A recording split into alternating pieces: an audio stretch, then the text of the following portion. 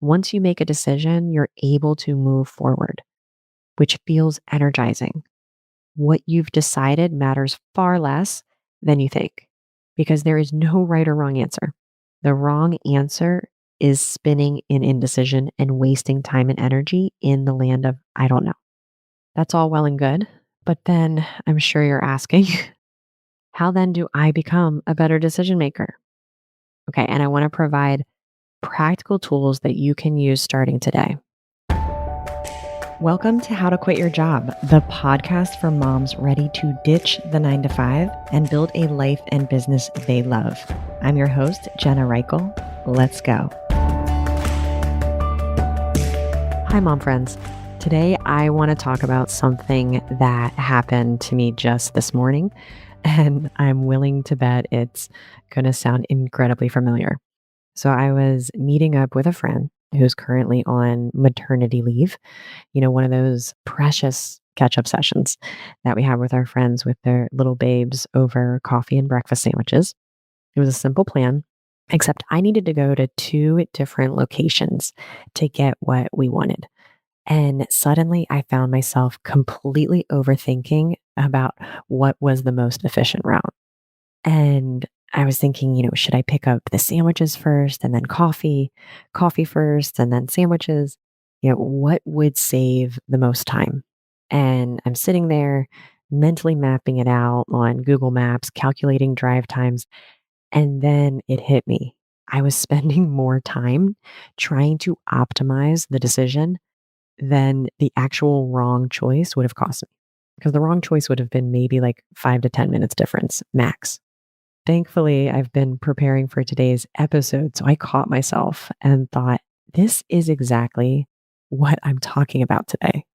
The cost of being in indecision, the cost of trying to find the perfect answer instead of just taking action and moving forward. And this is so important because this is what we do as moms all day long. We get stuck on decisions, big and small, whether to hire that babysitter so we can work on our business ideas, even for just an hour on Saturday morning, whether to have a conversation with our boss about having a side business, whether to wake up early tomorrow or sleep in. Even what to make for dinner becomes this whole production, which I'll talk about a little bit more in this episode as one of the examples. But if you're anything like me, my clients, and many of the amazing moms in my life, you are spending way too much time and energy on decisions. And here's what I also know is that time and energy that we're wasting in decision limbo, that's exactly the time and energy we've been desperately searching for. We've been saying, I don't have enough time and energy, but I promise that time and energy is in these micro moments, the endless decisions. And this is just one place that we can start changing our process and behaviors, and it will give us back the time and energy we need to really start being intentional about building a life and business we love. So, my goal for today's episode is simple. I want to make you a better decision maker because honestly, helping moms make decisions is what my job boils down to. And I want to give you immediate results today. So by the end of our time together, you're going to understand why the average person makes 20,000 decisions a day. But as a mom, you are making exponentially more. You'll see exactly how your current decision making process is bleeding you dry of time and energy. And most importantly, I'm going to show you a completely different way to approach decisions that will transform not just your daily routine, but your entire week and life trajectory. And yes, I'm not being hyperbolic. This is going to be amazing. Your day is filled with decisions, whether you like it or not. And honestly, I don't love it. I don't love all the decisions, but I know it's a good thing because it means we get to shape our lives. We have the power of choice, and that's one of the greatest gifts that we can have. So let's start with a truth that might feel a little overwhelming at first, but I want you to stick with me because it's actually empowering. Your life and everything in it is ultimately the result of millions of decisions, more than 7 million decisions each year, which is absurd. Every decision, big, small, either moves you closer to where you want to be or keeps you exactly where you are. I want you to think about it. You want to start a business, but don't have the time or energy. That changes with decisions. Okay. Maybe texting the babysitter to watch the kids for 2 hours on Friday. Maybe it's talking to friends and family, making the decision to talk about it to get resources. Let's say you want to lose weight. Every meal is a decision. Every day is a decision on whether to move your body and what to put into your body. The choice between a salad or pasta might seem trivial in each moment, but these small decisions compound and shape who you become. The daily decision of what time to get up or go to bed could be the difference between having energy or feeling depleted all day. For moms, decision making is even more serious and intense because we're not just making decisions for ourselves, which I know you know, we're also making them for each of our littles and our family as a whole. If the average person makes 20,000 decisions a day, I would argue that you have to double that for every member of the household and every pet for us moms. We have to decide whether to wake the kids up or let them sleep, what temperature to keep the house, what the kids wear, what goes in the lunch, what's for breakfast, whether to call the doctor or wait, whether to give another dose of Tylenol, whether it's dance class or taekwondo. It's endless. So, moms more than anyone need to be great decision makers. A great decision maker is somebody who makes decisions swiftly, with confidence, and really who doesn't second guess that decision after it's made. Okay. It's someone who has a process for working through the big decisions and a faster is better mentality for all those small decisions that we make throughout the day. I want to talk about how most moms are making decisions right now. And this also comes from a very personal place of how I used to make decisions. Right. And I want you to consider if this sounds familiar. Okay. So let's think of the big decision or a big decision of starting a business. You have a decision to make about starting a business and it starts innocently enough, right? You're driving to work and that little voice whispers, what if I started my own thing? So then you begin to think about it and think about it and think about it some more. For weeks, maybe months, if you're like me, maybe years, you're mentally ping ponging between, yes, I should do this, and no, this is absurd. You're researching business ideas during lunch breaks. Maybe you're bookmarking articles that you never finish reading. You're having the same circular conversation with your partner every few weeks.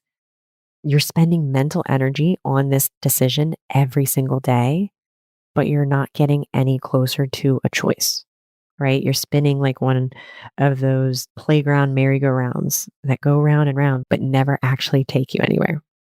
And then your brain starts catastrophizing. If I start a business, I'll work evenings and weekends. When will I spend time with the kids?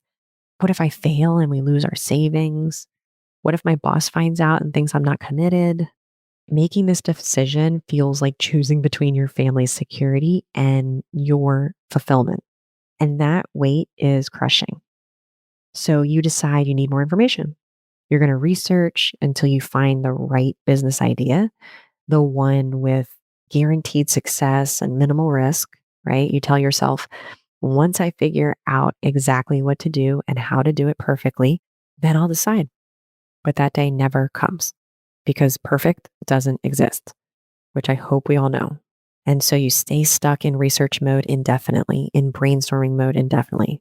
Meanwhile, months are passing. You're exhausted from carrying this unmade decision, frustrated with yourself for not moving forward, and no closer to the life you've been envisioning, where you're able to pick up your kids from school at 3 p.m., travel more with them in the summer, and even be the chaperone for all the trips. And yes, all of that is exhausting. It takes up a lot of time and energy. But it's not just about the big decisions like starting a business. This also happens in little decisions or everyday decisions, right? So let's bring this down to something that happens every single day, deciding what to make for dinner. Imagine it's 3 p.m. and you're already thinking about dinner. You mentally scan what's in the fridge, what the kids will actually eat, what you have time to make, what's healthy enough, that you don't feel like a terrible mom for making. Maybe you text your partner, "What do you want for dinner?" Even though you know they'll say, "I don't care," whatever. But you wait 10 minutes for their text response and then are maybe a bit frustrated when it takes longer than you expected for them to respond. You're scrolling through Pinterest for those 30-minute family meals, feeling guilty that you don't have a meal plan like all those organized moms. And by 5 p.m., you've considered and rejected 8 different options, but still haven't started cooking anything. And now the pressure hits. It's 5:30, everyone's hungry, everyone's hangry and whining, especially if you're in my house, and you still don't know what you're making. And your brain starts racing. If I make pasta again, there's too many carbs. If I make chicken, I need to thaw the chicken and we don't have time for that. I can't do takeout again. You never know what's in those foods and we did it last night. You want something healthy, delicious, quick, budget friendly and something everyone will enjoy. You're trying to solve for 6 different variables with one meal. And since that perfect solution doesn't exist, you end up paralyzed, staring into the open fridge like the answer will magically appear. Finally, you throw together maybe whatever you can find, but you're feeling frustrated that something so simple became so complicated day after day. And I want you to be honest. Do you see yourself in some of these stories? I know that I see myself in these stories to some degree with little and big decisions like my Starbucks example. And even this dinner example comes from a very real place. So I want to talk about what's really happening in those scenarios. Both scenarios, there are 3 things happening that are absolutely draining your time and energy on a moment to moment basis in decisions. First, massive overthinking. You're considering every little detail going back and forth endlessly. And this isn't productive, careful consideration, it's mental spinning that gets you nowhere. The second thing is stress and overwhelm while in decision limbo. Okay. When you're stressed, your brain literally cannot make optimal decisions. The amygdala kicks in, which is not the part of your brain that moves you toward who you want to become. Third, perfectionism. You're thinking there's a right answer and you're going to try to figure it out. And there's a part of you that's worried about failure, right? No matter how big or small the decision is, whether that's the idea of the business failing and what that means about you, or fixing a meal that everyone hates and it and is clearly a failure, right? All of this, those 3 errors require massive amounts of time and energy. Every conversation with your partner, all the time spent researching and daydreaming, the mental spinning, this all costs precious bandwidth. Are you feeling the pull to start your own business but aren't sure even where to begin? I've created a free step by step workbook specifically for moms like you who want to transform their entrepreneurial dreams into reality. Okay. Inside, you'll discover practical exercises to uncover your unique skills, match your passions to profitable business ideas, and create an actionable 30-day plan that fits into your busy life. No more feeling stuck or overwhelmed. This workbook will help you gain clarity and confidence to take that first or next step. Okay? Head over to jenna.coach to download your free How to Start a Business When You Have No Idea What to Do workbook. And let's turn your business dreams into your new reality. Now, I'd like to take a minute to illustrate, to talk through a different way, a completely different way to handle those exact same decisions that I mentioned earlier, right? The starting the business and the dinner. Okay. So let's imagine that you notice the business idea keeps coming up. So you schedule focused time to give it attention rather than letting it consume random mental space throughout your days. Space when you're mostly multitasking or distracted, right? You set aside 2 intentional sessions, an hour on Saturday morning with your coffee and an hour the following weekend to really think this through. And you're not casually pondering it during your commute or letting it ping pong around in your brain while you're making dinner. You acknowledge that this is a big decision with real implications, but you don't catastrophize. Okay. You ask practical questions. What would starting small look like? What's the actual worst case scenario if I try this and it doesn't work? What's the best case scenario if I exceed expectations? What's the worst case scenario if I don't try and stay exactly where I am? Where do I see myself and my family 5 years from now? Does this align with that vision? You realize you can start a business without quitting your job, at least not immediately. And that would allow you to start a business without risking your family's security, without it being an all or nothing decision. You accept that you can't predict the future or eliminate all the risks. And you ask yourself, do I have enough information to make a good decision right now? What would I need to feel confident moving forward? Maybe you decide to talk to 3 people who've started businesses. You research the legal steps and figure out what you could do with 3 hours per week because you look at your current schedule and see there are a few pockets you could create for the business. And once you have that information, you set a deadline. 2 weeks from today, you decide. In 3 weeks total, you've made a thoughtful decision instead of carrying this mental load for months or, like me, for years. And whether you decide yes or no, you move forward with clarity. This sounds like a win win. You're able to make a decision faster and also a more informed decision by staying out of stress and overwhelm and not spending too much time or energy overthinking. But again, starting a business is a big decision. Those aren't everyday decisions. So let's talk about a different way to handle the small decisions daily, right? The dinner example. It's 3 p.m. and you're thinking about dinner.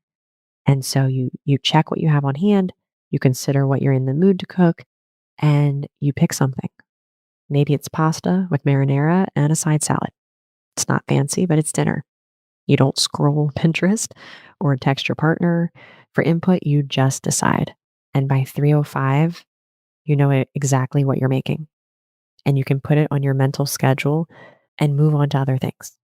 When dinner time comes, you execute the plan instead of standing in the kitchen trying to figure out what to make, especially when you're doing that while everyone is asking when food will be ready, right? Do you see the difference there?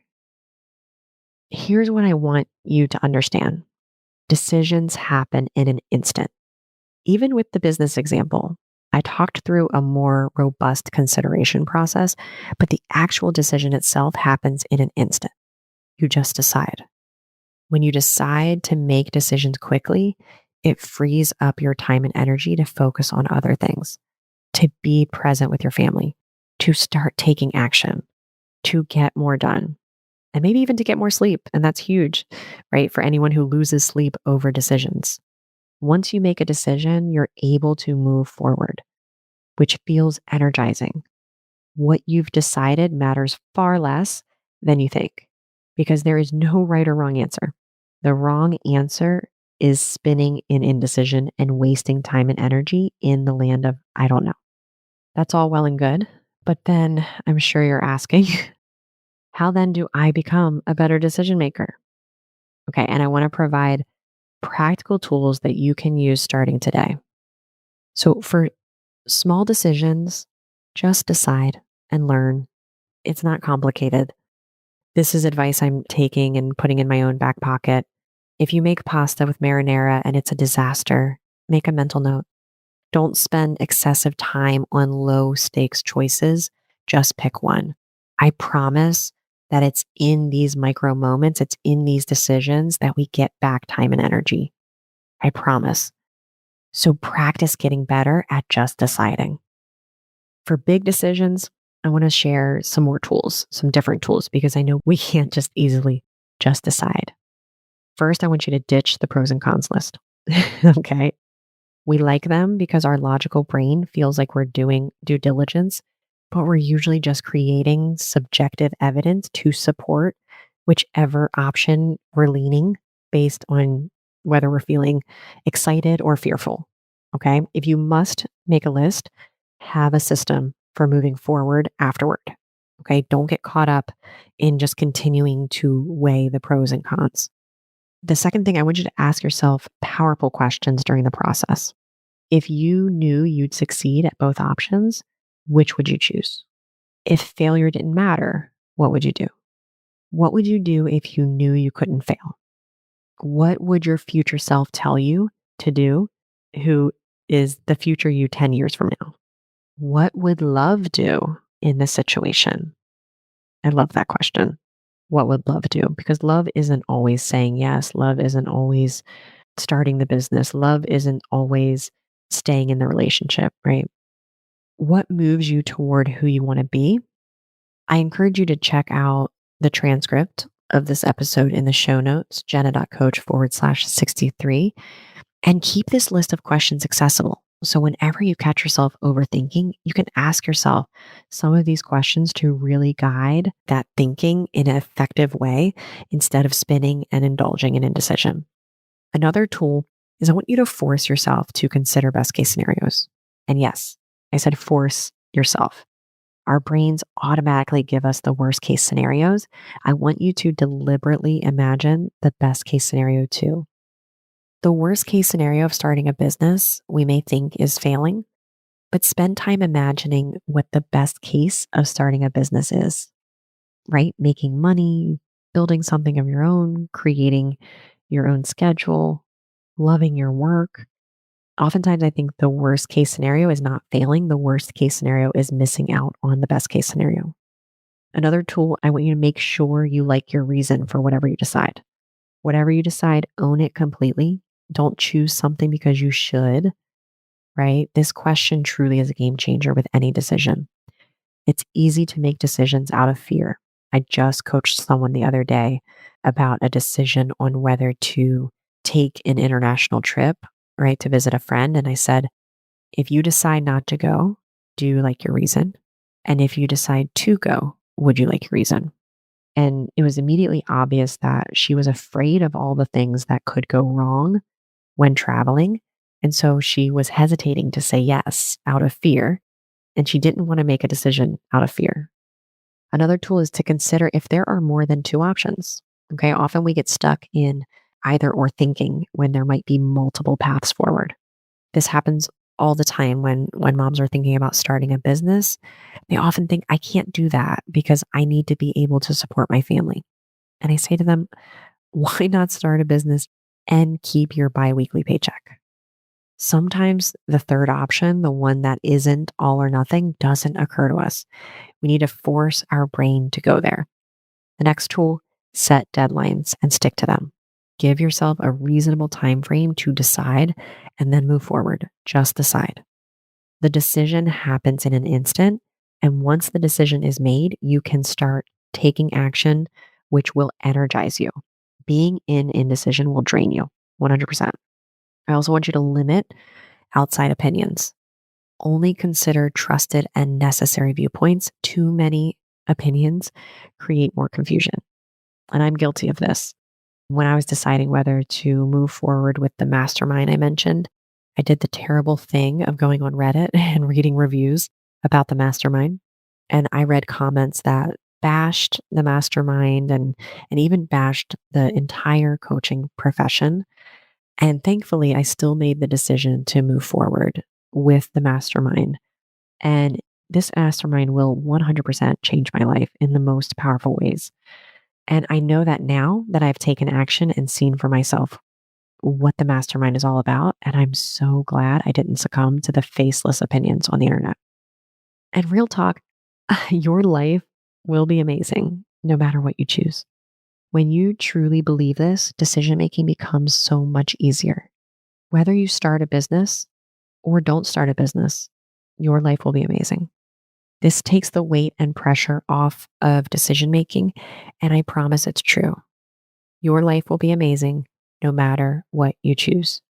Early on in my coaching, I did contract work for a company, and I coached a woman who was stuck in indecision on whether to stay in a relationship or not. It was, by all accounts, a healthy relationship, but she just didn't know if that's the person she should marry, right? And she thought there was a right answer. And I asked her if your life was going to be amazing being married to this man, and if your life was going to be amazing not being married to this man, which would you choose? All of these tools and strategies help us become better decision makers. Because aside from the fantastic information they provide for us, they also keep our brain in check. They calm our overthinking, overwhelmed, and stressed out brain. When you're stressed and overwhelmed, your brain literally cannot make good decisions. High stress creates cortisol, which blocks your prefrontal cortex, the part of your brain responsible for the executive level decision making. When you train yourself to make decisions from a calm, centered place, you're using the most sophisticated part of your brain.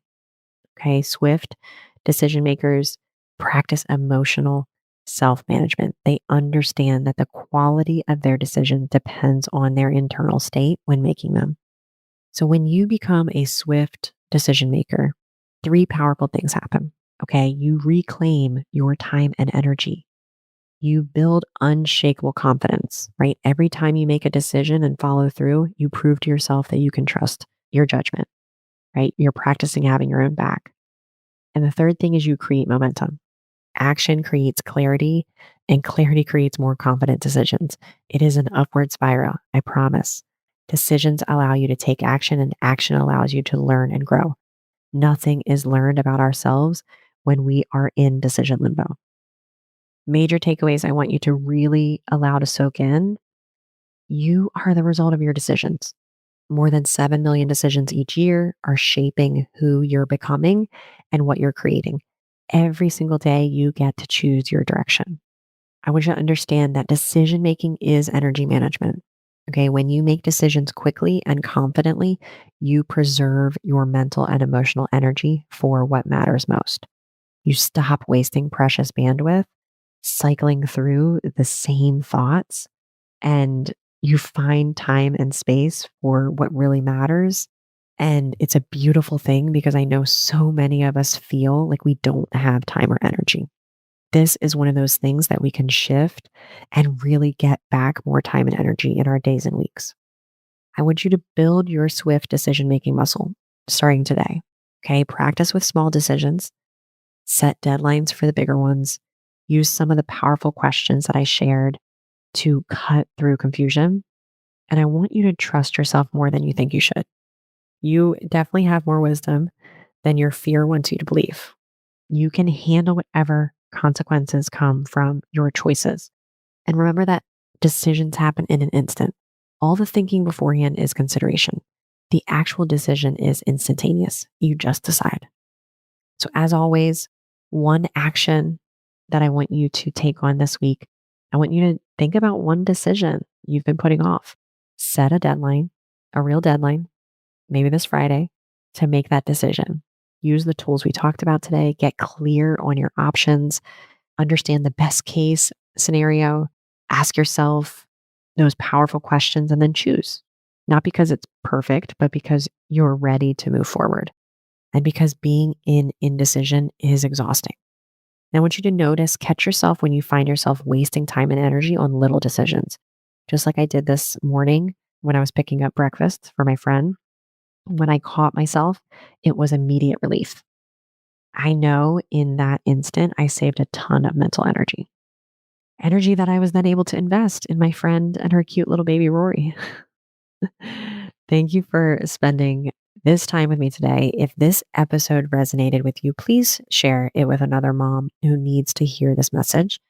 And if it resonated and you know you need accountability and personalized support in becoming a better decision maker, go to the show notes, check out my website, jenna.coach/63, schedule a strategy session with me. It's completely free. And if you're catching this live, I have a few individual coaching spots available. And like I said before, my job boils down to helping my clients make decisions. And it's not just business decisions, it's all the decisions that are impacting our time and energy, all the decisions that are keeping us from building a life and business we love. Make sure you're subscribed so you don't miss our upcoming episodes where we'll continue building the mindset and tools to get you closer to the version of yourself that you want to become. You've got this, and I'm cheering you on every step of the way. I'll see you next week. Thanks for listening to this week's episode of How to Quit Your Job, a mom's guide to creating a life and business you love. If you want to learn more about how I can help you stop making excuses and start making moves, head on over to www.jenna.coach. I'll see you next week.